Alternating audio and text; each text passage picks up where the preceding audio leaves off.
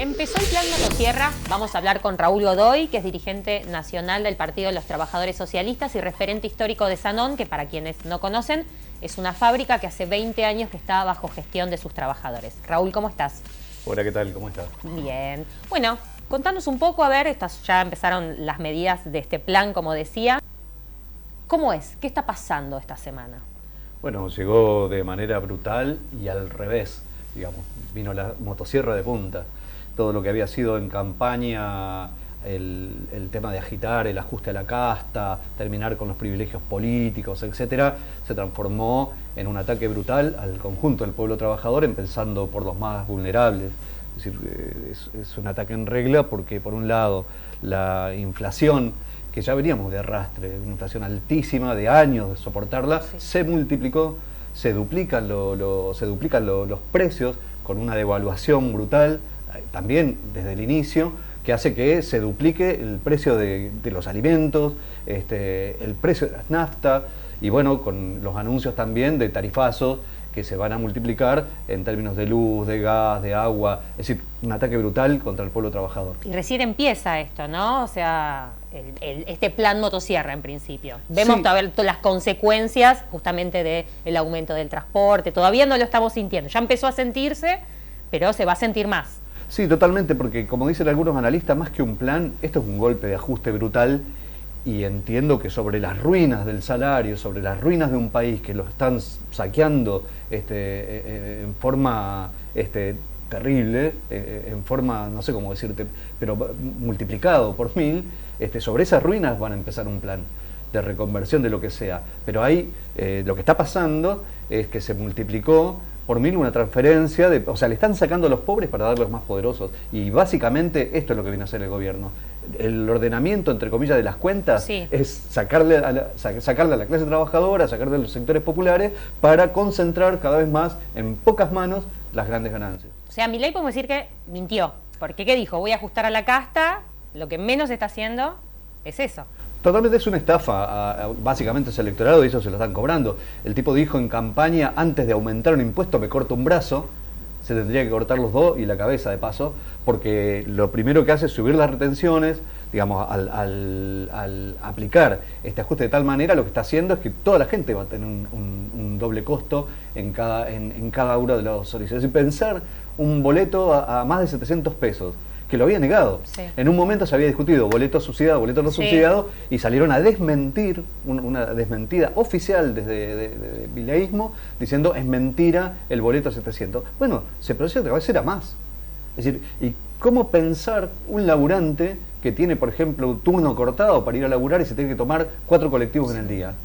¿Cómo pensar un laburante precario que tiene que viajar todos los días? Va a dejar casi la mitad del sueldo solamente en transporte. Es una locura, verdaderamente. Bueno, entonces hay un claro golpe inflacionario, ¿no? ¿Qué consecuencias puede traer además de esto? Sí, mirá, porque este golpe no es solamente a los sectores populares más precarizados y más vulnerables, como decía al principio, sino también va a golpear muy fuerte a los sectores de clase media. Digamos, sectores de clase media y también pequeños comerciantes, pequeña industria. Es decir, todos por ejemplo, los que tienen que importar insumos, sí, para la industria, eso va a ser cada vez más imposible de hacerlo, digamos, por los costos que va a tener. Además, digamos, la gente, al poder consumir menos, tener menos poder adquisitivo, obviamente los negocios pequeños van a empezar a quebrar todos. Es decir, los pequeños almacenes, los pequeños comerciantes. Y esto vos fíjate que también afecta en términos al laburante más precario, porque una persona ya no va a contratar un jardinero para que te limpie el jardín, lo vas a tener que hacer vos. Es decir, pintarte una pared, lo vas a hacer vos. Es decir, las trabajadoras... changas, trabajadoras de casas particulares. Es decir, la gente no va a tratar de ahorrar como de lugar, y eso va golpeando cada vez más fuerte. Pero también esto, como te decía antes, no es solamente sectores de los sectores populares, de laburantes nada más, sino la clase media. Incluso desde este punto de vista, ajuste en la universidad al presupuesto universitario. Es decir, eso es una amenaza muy grande que tiene que poner en alerta a todo el movimiento estudiantil, a todos los trabajadores, a los pibes estudiantes de colegios secundarios, terciarios, universitarios, porque esto va a golpear digamos, el hecho de congelar incluso el presupuesto va a hacer que las partidas estén muy por detrás de la inflación. Es decir, estos meses ya se está disparando, se prevé una inflación mucho más alta para adelante y con un presupuesto congelado es como que te bajan, ¿no? Lo que vos tenés asignado para poder gastar y sobrevivir, no lo vas a tener, no te va a alcanzar para la mitad. Ya hay sectores que empiezan, ¿no?, a salir porque empiezan a sentir las consecuencias claras de este ajuste, ¿no? Vos conocés algunos de estos sectores que están en lucha ahora.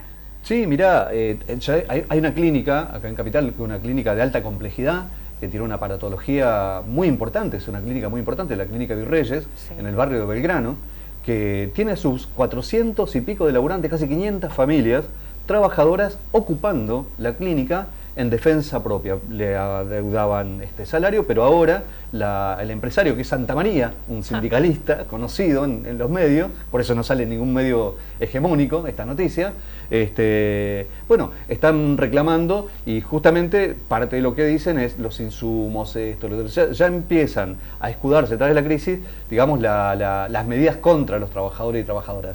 Es decir, esto se prevé también en miles de despidos, no solamente los recortes en términos del Estado, que ya están las amenazas de los contratos, que dicho sea de paso los contratos, para que la gente entienda también, sí, porque te meten el verso de que, bueno, son los contratados, los ñoquis. No, la gente laburante, en salud, en educación, en lugares de trabajo que les lleva muchísimo empeño sostener esos lugares.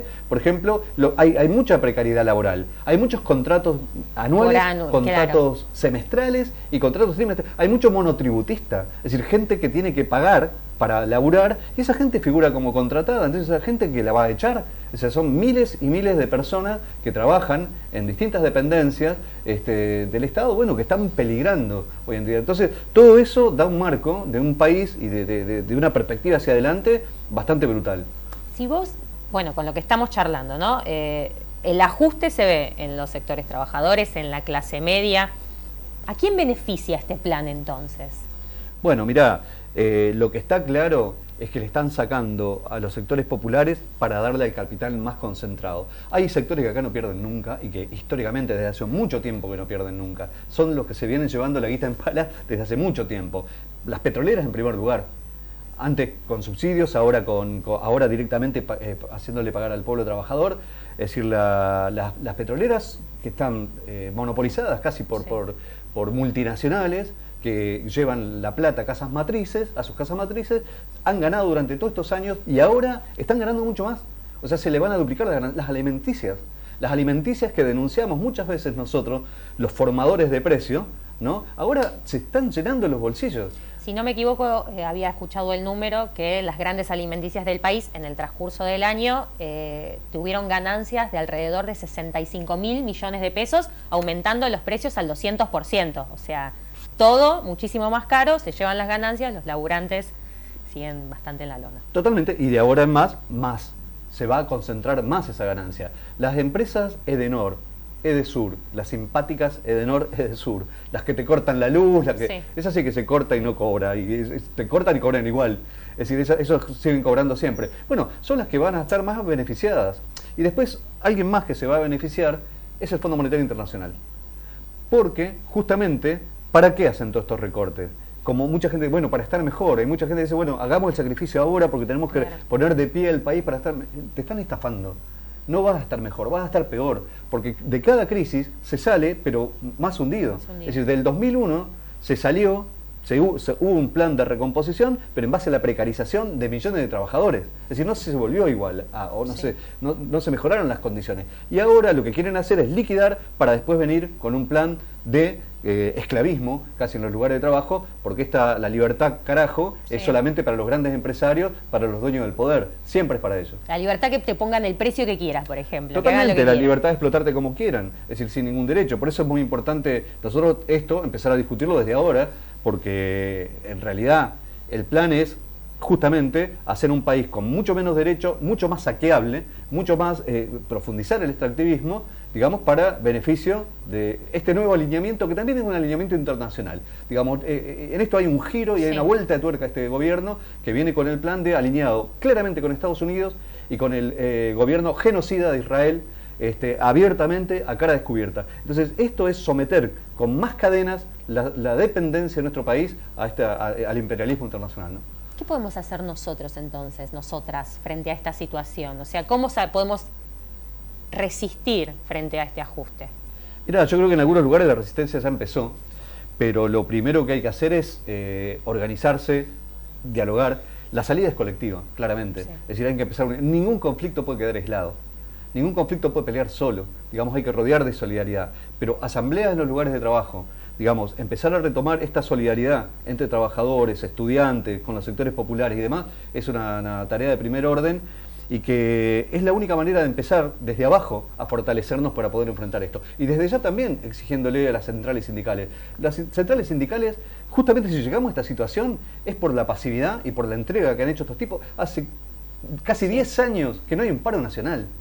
¿Cómo la gente va a tener expectativas en que la clase obrera pueda ser un factor determinante o una punta de referencia, un punto de referencia? Digamos, con centrales sindicales que han entregado absolutamente todo y se han dedicado todos los últimos años a hacerle campaña a un partido burgués o a otro.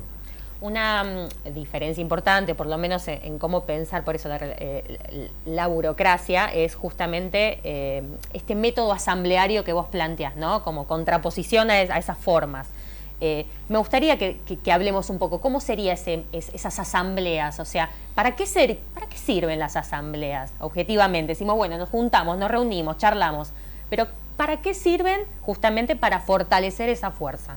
Bueno, mira, es impresionante lo que pasa cuando la gente se junta y te podés hablar cara a cara y empezás a compartir la situación. Uno está acostumbrado a ir al laburo, sí. Vas o a tu oficina o a la fábrica, vas, marcás, laburás, salís, te vas, y en el mejor de los casos te haces de unos amigos y podés compartir afuera. Pero mirarte en el lugar de trabajo justamente te da esa sensación de loco, lo hacemos andar nosotros. O sea, esto funciona porque estamos nosotros acá. Y este diálogo, esta fortaleza, es sentirse juntos frente a un patrón o incluso frente a un gobierno, te va dando la perspectiva de la fuerza que tienen los trabajadores y trabajadoras cuando se unen, cuando unifican criterios. Por ejemplo, estos días, charlando con los compañeros y compañeras de la Clínica Virreyes, por ejemplo, los compañeros no tenían noción de lo que era una asamblea. O sea, no sabían, o sea, nunca habían tenido una. Y entonces de repente dice, mirarnos las caras, conocer, ella es enfermera, ella es mucama, él es de maestranza, y de repente verte en otro ámbito... Te permite ver que tienen los mismos problemas, o sea, los mismos padecimientos y totalmente. Pueden salir juntos. Bueno, y después, esto es importante también porque vienen con distintas miradas y por ahí con diferentes objetivos, con diferentes expectativas. Entonces, justamente lo que charlábamos estos días, lo importante es la unidad, en fijar un criterio común, ponerte objetivos comunes, aún en la diversidad. Y eso es un gran desafío y es una gran herramienta. Esa asamblea, eso de empezar a hablar y ponerte de acuerdo en 2, 3, 4 cosas y con esta salir para adelante. Eso te da mucha fuerza. Y después podés seguir debatiendo lo demás. Pero vos sabés que tenés una instancia para ponerte de acuerdo donde vos te fortaleces. Eso separado nos liquidan de a uno. Pero cuando eso se transforma en una fuerza, es enorme. Y si esa fuerza se coordina con otras fuerzas, digamos, por ejemplo, con trabajadores de otros hospitales. Por ejemplo, los compañeros decían, bueno, los de Favaloro, los del Hospital Favaloro, por ejemplo, están en conflicto también. Y empezaron a ir y a cruzarse, che, loco, ¿por qué no nos juntamos? Bueno, ¿y para qué está el sindicato? Bueno, pero se empieza a dar eso y se empieza a cuestionar cosas que no cuestionabas. Y te empezás a proponer cosas que antes no te proponías y empezás a tomar en tus manos cosas que antes no lo hacías. Entonces, eso es importante, abrir los canales. Entonces, la coordinación, la unidad puede tener distintas formas, distintos matices en cada lugar. Porque puede ser por zona, puede ser por... Así es, mira, por establecimiento, ya que te juntés de los distintos sectores es un paso enorme. Si a eso vos le sumás, digamos, el poder coordinar con otros hospitales, con otros lugares, en el caso de la salud, y en las fábricas pasa lo mismo, y un detalle no menor, tomando las demandas del pueblo trabajador. Por ejemplo, en estos días los compañeros de la clínica decían que pasaban vecinos y decían, che, loco, ¿cómo está? Y encima viste la boleta de luz, y encima viste lo que está en el almacén. Es decir, tomar las demandas populares, porque en última instancia son los trabajadores y el pueblo los que hacemos funcionar la economía, y esa unidad y ese padecimiento común, ¿no? Porque los tarifazos, el aumento del transporte, todo, lo sufrimos todos, son puntos de unidad que hay que tomar. Porque lo peor que se puede hacer es luchar en forma corporativa.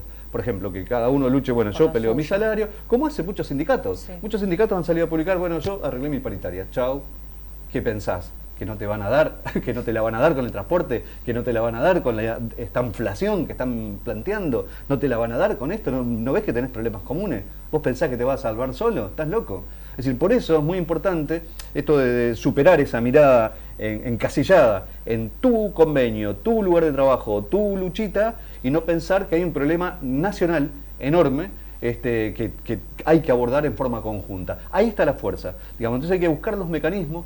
Nosotros desde ese punto de vista venimos planteando la necesidad de un encuentro nacional de organizaciones obreras, de ocupados, desocupados, a nivel nacional. Pero esto empieza a construirse desde abajo. Y también no hay que darle la espalda. Uno no puede esperar a que los sindicatos hagan algo, pero tampoco los puede dejar de lado. Es decir, tampoco pueden quedar los tipos sentados en sus sillones chamullando mientras está pasando esto. Por ejemplo, ahora se han juntado CGT, CTA, han tenido reuniones de coordinación para decir... en abril, vemos qué pasa en abril. Sí, vamos a hacer lo que tengamos que hacer.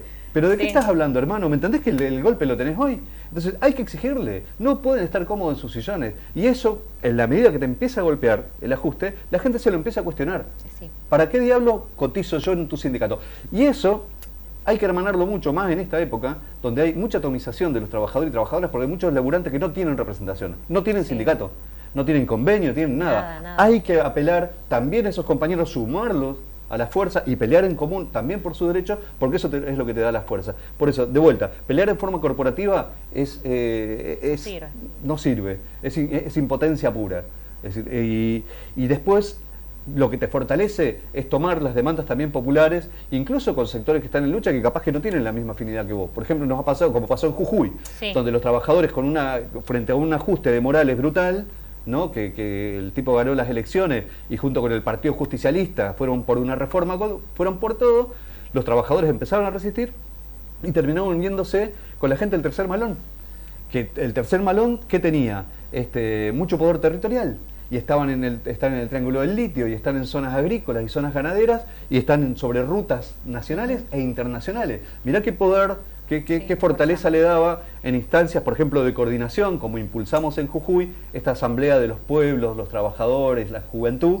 Esa instancia de coordinación fue enorme, y muy posible. Venía gente de las comunidades, venían los estudiantes que abrían las universidades, para los manifestantes se puedan dormir y puedan pernoctar, pasar la noche. Habían trabajadores de la salud que atendían. Se armó una coordinación que fue surgiendo del calor de la lucha, que se llamó La Posta, ¿no? Una agrupación que se llama La Posta, que son todos trabajadores de salud, de distintos hospitales, clínicas, etcétera, que se dedicaban, por ejemplo, a coordinar y atender a los manifestantes, porque si caían en un hospital, por ahí caían presos. Entonces, atender de las heridas, tomarles la presión, no sé, asistir. Entonces se va dando a toda esta comunidad, que es impresionante y es un ejemplo también para multiplicarla. Bueno, entonces, todo este plan de ajuste que vemos que se está desarrollando, solo puede pasar con represión, ¿o no?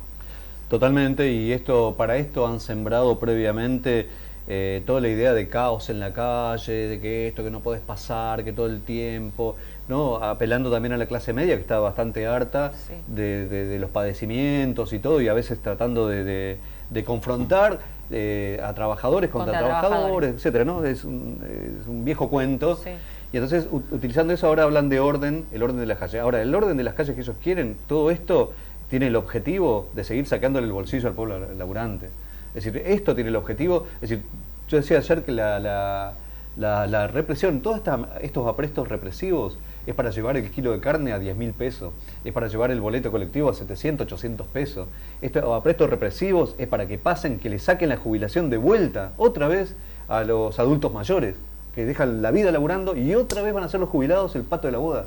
Es decir, es justamente para liquidar, todos estos aprestos represivos tienen ese objetivo, no se puede separar el orden, no sé qué, de este plan de ajuste y estos ajustazos y este verdadero saqueo en los bolsillos de los trabajadores y trabajadoras. Por eso hay que denunciarlo.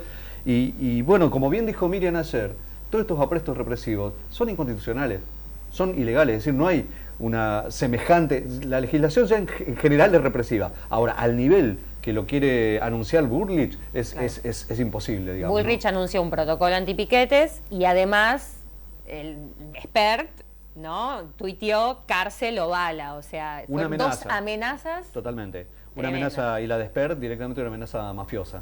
Sí. Para un tipo que estuvo ligado y que fue denunciado de viajar en aviones con narcotraficantes, que este tipo te haga semejante amenaza, siendo funcionario público, él es diputado nacional, a una diputada nacional y a Nicolás del Caño también, a Miriam y a Nicolás del Caño, bueno, estaba valiendo el repudio y que creo que se tiene que multiplicar y se los va a denunciar penalmente. Porque esto es, primero, es incitación a la violencia, pero además es intimidación pública, es una amenaza frente a lo que está opinando una diputada nacional. Es decir, porque ni siquiera le está diciendo, fue contra Miriam Bregman y contra Nicolás del Caño, fue explícito. Entonces, esto es brutal y para esto justamente quiere hacer callar las voces de los que nos hemos puesto siempre del mismo lado, y ellos saben que vamos a estar siempre del mismo lado. El Frente Izquierda Unidad ha estado en la Panamericana, ha estado junto a los trabajadores y trabajadoras siempre, y lo va a seguir siendo ahora. Por eso estas amenazas son preventivas para hacer pasar el plan. Justamente la respuesta que está viendo es muy importante, también una audiencia pública en el Congreso convocando a todas las organizaciones, porque esta respuesta la tenemos que dar en forma unitaria, porque no es solamente contra la izquierda. Y también no te confundas, no es solamente contra el movimiento piquetero, no es solamente contra el que... Esto es contra todo el pueblo trabajador. Es decir, cuando hay cortes de luz y cortes de energía y la gente en un barrio sale a protestar, sale con una cacerola, que también la vas a reprimir. Es decir, ¿se entiende? Es decir, y hablan personajes como Patricia Bullrich, que en plena cuarentena encabezaba marchas sí. contra la cuarentena, es decir, contra las vacunas, etc. Llamaba, incitaba a que la gente vaya, sí, aparte, venga. Sí, totalmente. Sí. Ella, Macri, desde todos los sectores de derecha, o las manifestaciones que hubieron también de los sectores agropecuarios, de los capitales más concentrados, de la sociedad rural. Es decir, entonces es mentira, es absolutamente clasista, es absolutamente represivo con un solo objetivo, que es la de disciplinar y hacer pasar este plan brutal. Pero que no va a pasar. Ellos saben que esto es así, por eso los aprestos represivos tienen esta intención. Este 20, ¿no? Como todos los 20 marchamos, va a tener, ¿no? un carácter especial. Es la primera respuesta unitaria a este plan. Es un primer paso que nos parece importante dar. Con un conglomerado muy grande, muy importante de organizaciones sociales, políticas, derechos humanos, y bueno, y desde ahí también alentar a que los trabajadores multipliquen las asambleas en los lugares de trabajo y a seguir exigiéndole desde Plaza de Mayo a las centrales sindicales que abandonen la pasividad, porque el ataque es en regla y al conjunto de los trabajadores y trabajadoras del país y a todo el pueblo trabajador. Por eso es muy importante también generar una alternativa. No les tenemos miedo, hay que organizarse y luchar. Hay historia, digamos, de coordinación, de coordinadoras en la historia argentina. Un montón. Y vos participaste de una, ¿no? En Neuquén. A mí me gustaría que cuentes un poquito más sobre cómo funcionó esa coordinación que incluyó también a la comunidad. Sí, incluso la coordinación que impulsamos nosotros en Neuquén la aprendimos también de los 70, de las coordinadoras fabriles y todo eso, incluso de los cordones industriales en Chile, sí, que unían no solamente sectores de trabajadores y sindicatos, sino gente que ocupaba las fábricas, las ponía a producir y coordinaban también con los barrios, con las poblaciones. Entonces, ese poder desde abajo en un movimiento revolucionario enorme que significaron los 70, ¿no? Los procesos, sí, revolucionarios en Latinoamérica, Chile, bueno, acá. Pero para volver, la coordinadora regional del Alto Valle en Neuquén se dio a partir de una lucha muy aguda que fue la ocupación de la fábrica puesta a producir, pero eso motivó Estamos hablando del 2001, aparte 2001. En un momento bastante claro, tremendo bueno, también. Cerraban 2000 fábricas, millones de desocupados, a la gente le afanaban la guita en los corralitos, sí, entonces estaba la clase media también afectadísima, habían reformas, querían imponer la reforma educativa, digamos, en las universidades, etcétera, lo que dio un fenómeno de muchísima lucha, pero teníamos que tener herramientas y organismos para tratar de coordinar esa lucha, porque la lucha espontánea en general puede nacer así, pero si no tiene un cauce para fortalecerla, para diseñarla, para armarla de un programa, de una alternativa y de un método de lucha común, es muy difícil. Pero eso, por ejemplo, a nosotros nos dio que a partir de la lucha Sanón, coordinando con trabajadores de la salud, ¿no? La Junta Interna del Hospital Castro Rendón, un hospital de alta complejidad, tiene 5.000 laburantes. Por ejemplo, toda la Junta Interna estaba en la coordinadora también. 2 seccionales de docentes, Aten Capital, Aten Centenario. En ese momento, centros de estudiantes universitarios, venían secundarios. Entonces, era un atractivo, se empezó a transformar en un atractivo. Todo aquel que estaba luchando o que quería acompañar una pelea también contra Sovich, el MPN, los tarifazos, venía la coordinadora. Entonces se transformó en una alternativa muy importante que durante años las marchas en Neuquén había una columna de la CTA o columna de los sindicatos y estaba la coordinadora estaba la coordinadora del Alto Valle, que teníamos en conjunta también con los compañeros del MTD, con compañeros también de movimientos sociales, del Teresa Vive, de Libres del Sur. Entonces era una instancia donde debatíamos, discutíamos, abordábamos los problemas, pero eso nos fortaleció mucho, hizo que yo creo que fue fundamental ese rol para sostener una gestión obrera como la de Sanón, que fue ocupar una fábrica y ponerla a producir, una de las fábricas más importantes del Parque Industrial de Neuquén en ese momento, y que era una de las más modernas de Latinoamérica, Sanón. Y Sanón, el dueño, era un tipo muy ligado al poder político. La fundó en la dictadura militar, pero tenía fotos con Alfonsín, fotos con Duhalde, fotos con Menem, fotos con De la Rúa, ¿no? El dueño, porque había pasado por cuánto gobierno. Menem no fue, puede ser que inauguró la planta, que fue a participar en la inauguración. Bueno, lo de Menem fue emblemático porque hicieron una puesta en escena, formaron a todos los obreros en el playón de la fábrica y bajaron en un helicóptero, casi, ¿no? Todo mesiánico como los tiempos de hoy, mira. ¿no? Como casualidades. Casualidades. Bajaron de un helicóptero y venían Menem, Sovich y Sanón. Bajaban, ¿no?, los salvadores, venían las fuerzas del cielo. La fuerza del cielo. la luz. Bueno, aterrizaron en el playón de Sanón para inaugurar la fábrica y decir, vamos a poner 5 millones de dólares el gobierno para que esta fábrica, bueno, la terminaron vaciando, llevándose la guita afuera, y bueno, y se merecían una ocupación y una gestión obrera. Bueno, cerramos acá. Raúl, ¿querés contarnos algo más? Bueno, hablando de cierres, yo creo que se abre una nueva época, así como fue en el 2001, de multitud de cierres, de fábricas, de empresas, de lugares de trabajo. Decir que los trabajadores hemos reactualizado una herramienta muy importante frente a los cierres. Ya no te queda la idea de agachar la cabeza, resignarte y pelear una indemnización miserable en 20 cuotas. Hay una herramienta que se reactualizó con la ocupación y puesta en funcionamiento por parte de sus trabajadores de muchos lugares de trabajo. Una experiencia del 2001 que está fresca y que vive hoy en Sanón, en la Textil Traful Nehuen, en Cerámica Estefani bajo gestión obrera, en Cerámica Neuquén, en Madigraf, acá muy cerca, en Chilaver, en Bruckmann, lo que fueron. Es decir, tenemos una herramienta. Yo creo que nuevamente esa idea se puede reactualizar y es una gran herramienta que tenemos los trabajadores frente al chantaje patronal, frente a las crisis capitalistas que nuevamente van a provocar la de ocupar, producir y resistir. Yo creo que nuevamente va a estar en vigencia una de esas consignas hacia adelante, así que bueno, a disposición. Bueno, ya saben, seguramente vamos a seguir charlando sobre esto y otros temas más. Si quieren dejarnos comentarios, consultas y suscribirse al canal, los esperamos.